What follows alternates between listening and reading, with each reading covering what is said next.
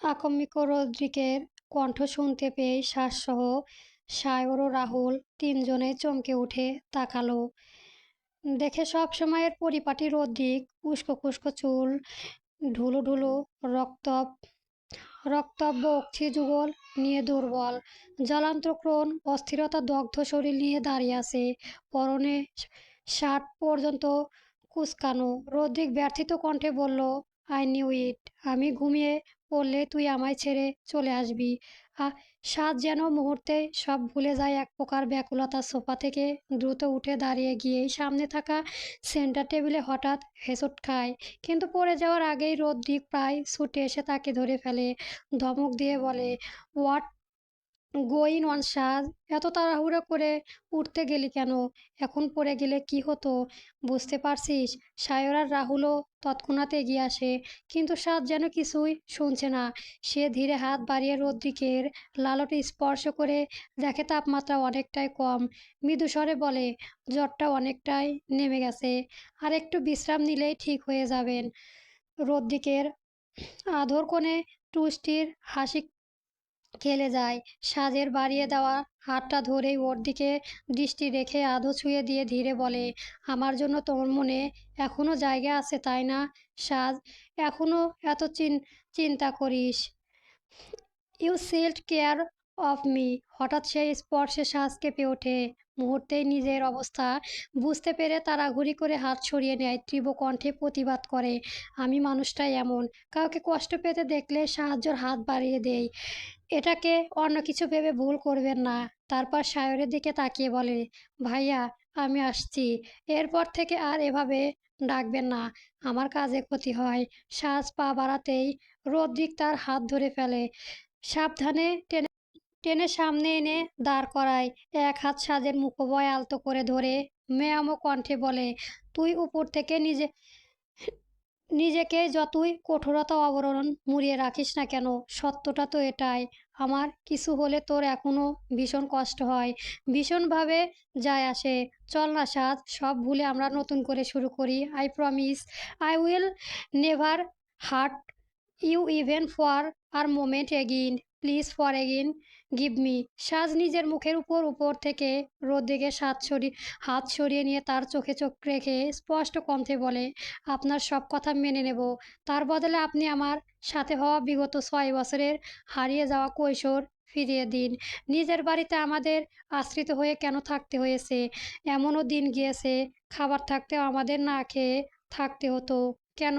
ওই পরিবারে আমার আব্বু কি কোনো প্রতিদান ছিল না?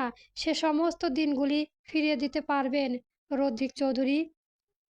রোদ্রিকে চুপ চুপ থাকতে দেখে সাজ একটু থেমে গেল, আবারও বলল, আচ্ছা এইসব বাদ দিন। নিজের বাড়িতে সম্মান হারানোর ভয়ে সবসময় আমাদের মা মেয়েকে কেন গুটিয়ে থাকতে হতো বলুন তো? পারবেন সেসব দিনগুলো আমার মন থেকে মুছে দিতে? সেই তো নিজের বাড়িতেই আমার সম্মান হারাতে হলো। আপনি পারবেন আমার হারানো সম্মান ফিরিয়ে দিতে? কয়েকজন জানে আপনার আর আমার বৈধ সম্পর্ক? কেউ জানে না। তাই আপনি কারো মুখ বন্ধ করতে পারবেন না। শেষে কথাগুলো ও বলতে গিয়ে সাজের কণ্ঠ ভোঁদায় হইয়া আসে, কিন্তু রদ্রিকের কানে এখনো শেষের কথাটা বাজছে। ওর চোয়াল শক্ত হয়ে আসে। ও সাজের বাহুদয় ধরে ঝাঁকিয়ে বলে, কার এত বড় সাহস যে আমার অনুপস্থিতিতে তোর দিকে হাত বাড়িয়েছে? ওই রোহান। তাই তো, কি হলো? চুপ করে আসিস কেন? সাজ রেগে রদ্রিককে ধাক্কা দিয়ে সরানোর চেষ্টা করে। আপনার রোহান ভাইকে নিয়ে এত কি সমস্যা? ফেরার পর থেকেই দেখছি আপনি ওনার সাথে খারাপ বিহেভ করতেন। কেন? অথচ ভাইয়া কোনোদিনও আমার দিকে অমন নোংরা দৃষ্টি দেয়নি। বরং এখন আমার স্পষ্ট ধারণা হয়ে গেছে এসবের পিছনে আপনার মায়ের হাত আছে।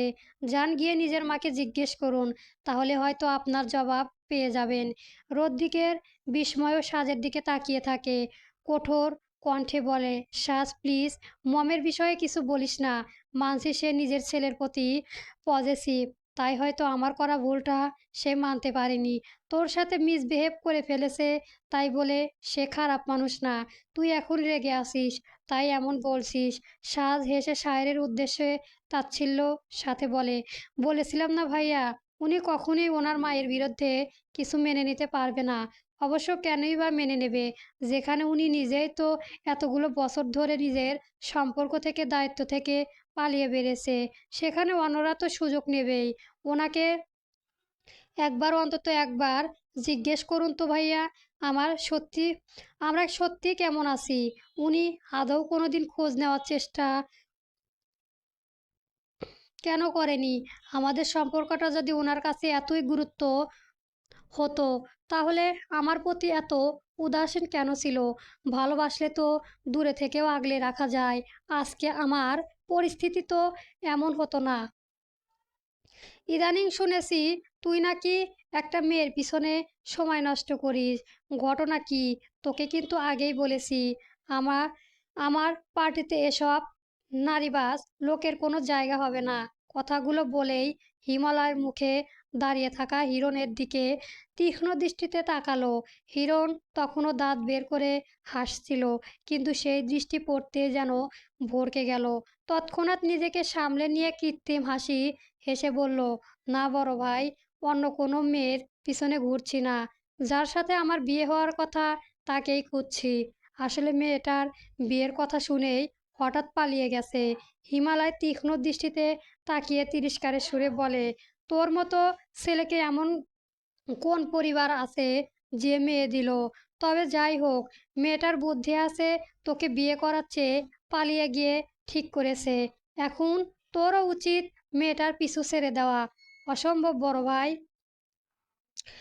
মেয়েটা শুধু সুন্দরী না, ওকে বিয়ে করতে পারলে আমার কপাল খুলে যাবে। মানে, আসলে ওর নামে অনেক কিছুই আছে, কিন্তু ওর বাবা মা মারা যাওয়ার পর ওর চাচা চাচি ওদের মা মেয়েকে পুরোপুরি ঠকানোর চেষ্টা করেছে। কিন্তু আমি সেটা হতে দেব না। না, একেবারে মেয়েটাকে শুধু পেয়ে যাই, এরপরে বিয়ে করে সোজা বাড়িতে গিয়ে উঠব। আমি তো ওর উপকারই করতে চাইছি। হিমালয় এতক্ষণ চেয়ারের হেলান দিয়েছিল, কথাগুলো শুনে সামান্য সোজা হয়ে বসলো। কৌতূহল হয়ে জিজ্ঞেস করলো, তুই এমনভাবে বসেছিস যেন খুব বড় কোনো পরিবারের মেয়ে। পরিচয় কি? কোন কোনো ছবি আছে? হিরণ একটু দ্বিধায় পড়ে গেল। হিমালয়ের চোখে গভীরতা তাকে অস্থিরতাতে ফেলেছে। তবুও কিছু একটা ভেবে ফোন বের করে ছবিটার সামনে ধরলো। বড় ভাই, ওরা আমার আত্মীয়, আপনি চেনেন না? কিন্তু হিমালয়ের কোনো প্রতিক্রিয়া নেই। তার দৃষ্টি নিবদ্ধ হয়ে আছে ফোনের স্ক্রিনে, সাজের ছবির উপর। চোখে ভরা বিস্ময়, মনে মনে বিড়বিড় করে, সাজ তার মানে বাড়ি থেকে বিয়ে করবে না বলে পালিয়ে গেছে? কিন্তু হিম কি এসব জানে? নিঃশব্দে ছবিটা নিজের নম্বরে পাঠিয়ে দিয়ে ফোনটা ফিরিয়ে দিল সে। গম্ভীর কণ্ঠে বলল, তুই এখন যা হিরণ, আমার কাজ আছে। হিরণ কিছু না বলেই চলে গেল। সে বেরিয়ে যেতেই হিমালয় পাশে বিশ্বস্ত লোকটিকে ইশারা করে ডেকে নিল। চুপ স্বরে বলল, ওর অপরাধের শেষ নেই। কয়েকদিনের জন্য মামাবাড়ি পাঠানোর ব্যবস্থা কর। ও বাইরে থাকলে আমার কাজের সমস্যা হবে। আর একটা ছবি পাঠাচ্ছি, যত তাড়াতাড়ি পারিস খোঁজ নিয়ে দেখ। এভরি ডিটেইলস আমার সামনে চাই গো। লোকটা মাথা নেড়ে সরে যায়। সবাই চলে গেল। ঘরটা নিঃশব্দে হয়ে পড়ে। হিমালয় ধীরে কপালে এক আঙুল ঠেলিয়ে ঘষতে ঘষতে বিড়বিড় করে, সাজ, কেন যেন মনে হচ্ছে তোমার জন্য হিম ধীরে ধীরে নিজের উদ্দেশ্য থেকে সরে যাচ্ছে। কিন্তু আমি তো সেটা কিছুতেই হতে দেব না। ভেতরে আসবো? হঠাৎই রিনরিনি এক কণ্ঠে ভেতরে আসতেই হিমালয়ের ধ্যান ভাঙে। পিছনে ফিরে তাকাতেই ভ্রু কুঁচকে যায় তার। গম্ভীর কণ্ঠে বলে, তুমি হঠাৎ এখানে? সাজের কথায় রদ্রিক যেন স্তব্ধ হয়ে যায়। অভিযোগগুলো শুনে মাথাটা আবার প্রচণ্ড ভর লাগছে। ও সাজকে নিজের মুখোমুখি টেনে ধরে হিসিয়ে বলে, you think so low of me Saj. আমি প্রতিটা মুহূর্তে তোর খোঁজ নিয়েছি, তোর সাথে কথা বলতে চেয়েছিলাম, কিন্তু মেজো আম্মু পাপা পারমিশন দেয়নি। উল্টো বারবার আমায় বোঝানো হয়েছে তুই ছোট, সময় এলে সব হবে। আমি তো শুধু অপেক্ষায় ছিলাম সেই সঠিক সময়ে। সাজ অন্যদিকে মুখ ঘুরিয়ে নেয়। রদ্রিক দুর্বল কণ্ঠে বলে, সাজ, আমি তো আমি তো তোর বিশ্বাস করতাম। আমাদের পুরো পরিবার মেজো আব্বুর বর্তমানে অবর্তমানে তোদের আরও বেশি খেয়াল করবে। অথচ আজ বুঝতে পারছি আমার ধারণা কতটা ভুল ছিল। নিজের পরিবারকে বিশ্বাস করে ঠকে গেছি। বিশ্বাস কর, ওরা সবাই সবসময় আমায় জানিয়েছে তোরা ভালো আছিস। তাহলে এখানে আমার দোষটা কোথায়? সাদ চিৎকার করে বলে, দোষ নেই বলছেন? মানছি তখন আপনি দূরে ছিলেন, কিন্তু আসার পরে তখন কি হয়েছিল? আপনার চোখের সামনেই আপনার মার মুখোশ পরে থাকতেও অথচ আপনার চোখে তো ছাউনি পড়েছে যে আপনি দেখতে পারেননি। সময়ের সাথে সাথে যে ওনার স্বার্থপর হয়ে গেছে, আপনি দেখেও দেখার চেষ্টা করেননি। আপনি কি একবারও জানার চেষ্টা করেছেন আমার আব্বুর কষ্টের রোজগারের উপর আমার কেন কোনো অধিকার নেই? নাকি বড় আব্বুর মতো বলবেন, আমি তো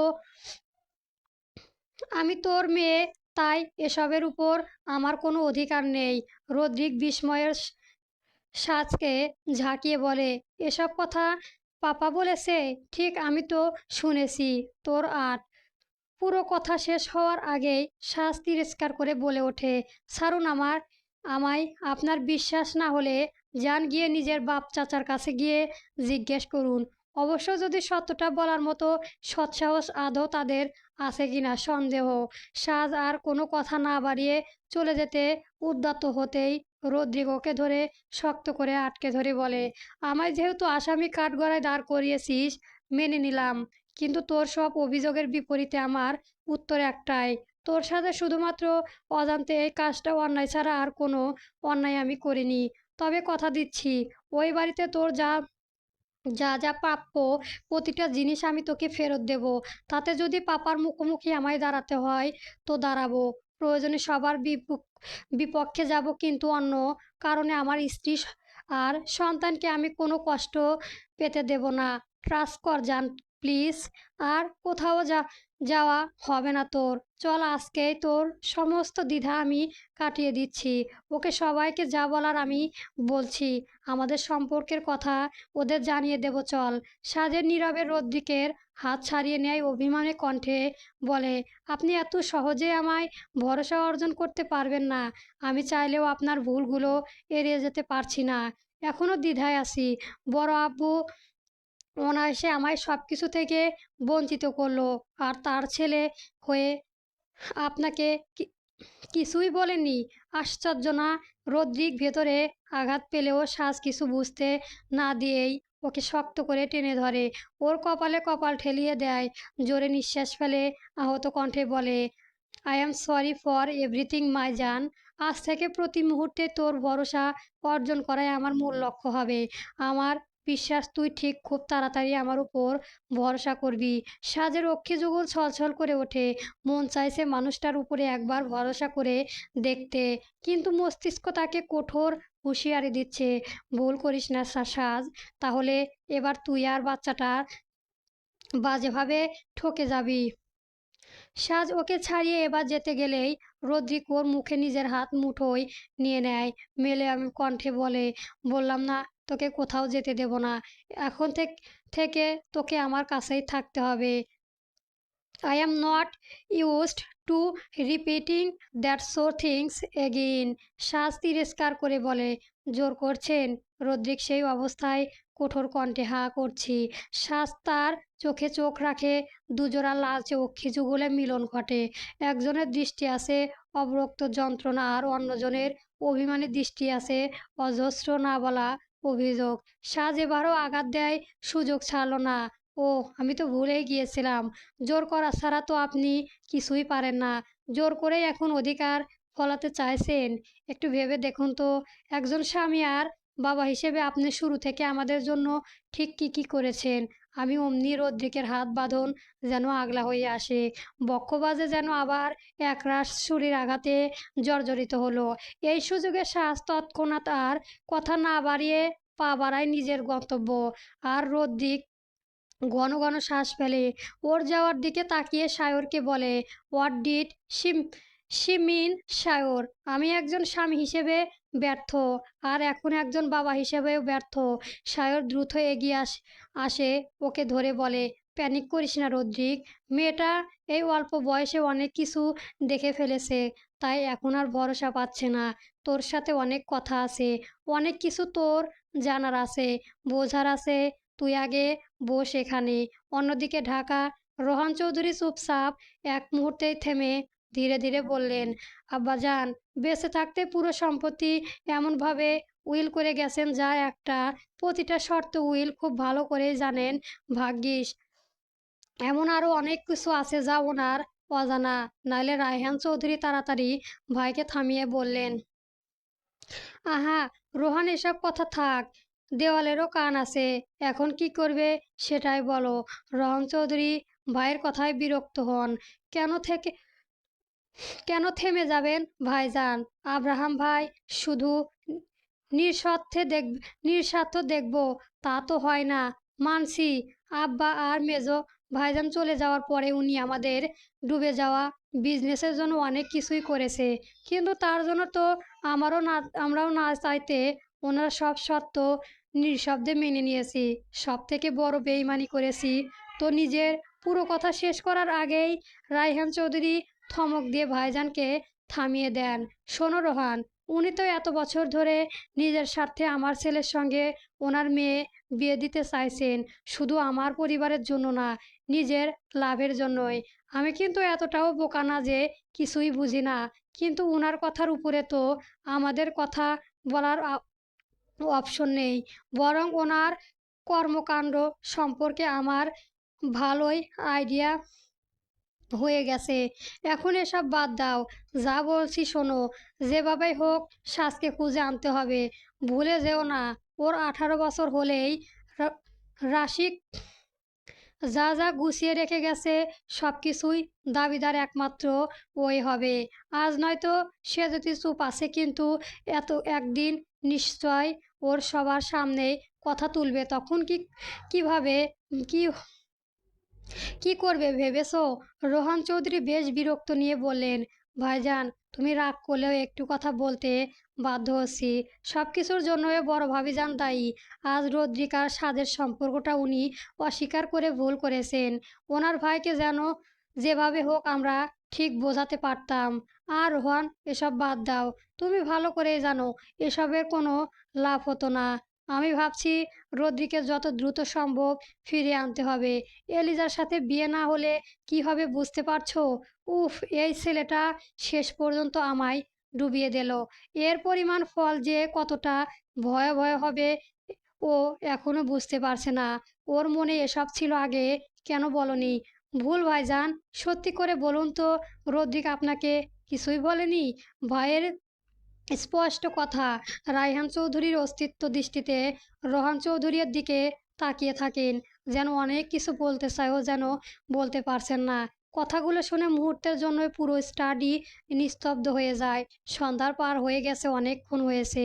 সাজ ওই সময় বাসায় এসে দেখে ওর তখনও কেউ আসেনি, কিন্তু সায়েরির আম্মু কোথাও যেন সকালে গিয়েছিল, কিন্তু এখন বাসায় আছে। ওকে দেখে তেমন কিছু বলেনি, গভীর হয়েছিল। সাজ চুপচাপ নিজের রুমে ঢুকেই গিয়েছিল। প্রচণ্ড খিদে পেয়েছে, এখনই কিছু খাওয়ার দরকার। তাই দ্রুত ফ্রেশ হয়ে এসেই কিচেনে ঢোকে। ওই ইদানিং কেমন যেন এক এক সময় এক এক জিনিস খেতে ইচ্ছে করে। সাজের ভীষণ লজ্জা করে বাসায় সবাইকে বলতে। কে কি ভাববে ভয় পায়।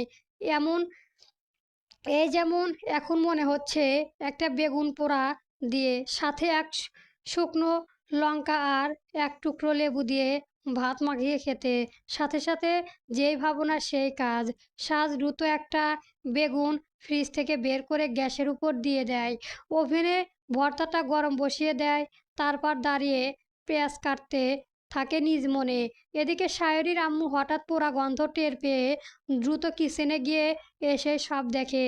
মুহূর্তে ওনার মাথা কেমন গরম হয়ে যায়, কিন্তু কিছু একটা ভেবে উনি এগিয়ে এসেই জিজ্ঞেস করে, কি ব্যাপার এই অবলায় এগুলো কি করছো? সাজ হাসি মুখেই বলে, আন্টি খিদে পেয়েছে, তাই ভাবলাম ভাত খেয়ে নেই। হ্যাঁ, খাবে তো নিশ্চয়। আমার মেয়ের ইনকামের ফ্রিতে থাকছো, ফ্রিতে খাচ্ছো, অথচ এখন পর্যন্ত বুঝলাম না নিজের পরিবার ছেড়ে তুমি এখানে কি করছো। তোমায় তো তোমায় তো আবার কাজের লোকও বলা যাবে না। সাজের হাত হঠাৎ থেমে যায়। পুরনো কিছু তিক্ত স্মৃতি মনে পড়ে। ও দ্রুত নিজেকে সামলে সাহস নিয়ে স্পষ্ট কণ্ঠে বলে, আন্টি, আমি ফ্রিতে খাচ্ছি না, নিজেও কিছুটা রোজগার করি। আর পুরোটা আপুরা আমায় নিজের ছোট বোন হিসেবেই এখানে রেখেছে। আমি চলে যেতেই চেয়েছিলাম, কিন্তু ওনারাই আমাকে যেতে দিচ্ছে না। আপনার জানার মধ্যে ভুল আছে। শায়রির আম্মু ক্ষিপ্ত হয়ে বলে, কে চলে যাবে তুমি? হাসলে হাসলে মেয়ে, তুমি এখন থেকে চলে গেলে হিমাদ্রির সাথে ফষ্টি নষ্টি করবে কি করে? সাজের চোখে বিস্ময়ও বড় হয়ে যায়। ও কাঁদতে কাঁদতে বেশ জোরেই বলে, আন্টি, আপনি কিসের নোংরা কথা বলছেন? আমি ওনাদের নিয়ে এসব নিকৃষ্ট কথা ভাবতেও পারিনি। ছি, কত নোংরা চিন্তা ভাবনা আপনার! অথচ আপ পুরো কথা শেষ হওয়ার আগেই মহিলা সাজের গালে কষিয়ে একটা চড় মেরে দেয়। চিৎকার করে বলে, অসভ্য মেয়ে একটা! আমার মুখে মুখেই তুই তর্ক করিস! তোর মতো মেয়ে অমনি কঠোর একটা চিৎকার ভেসে আসে। আপনার সাহস হলো কিভাবে ওর গায়ে হাত তোলার? How quick you hurt hurt her you this condition? Tell me damn it! Next part পেতে আমার চ্যানেলটি সাবস্ক্রাইব করে রাখবেন। ধন্যবাদ। চলবে।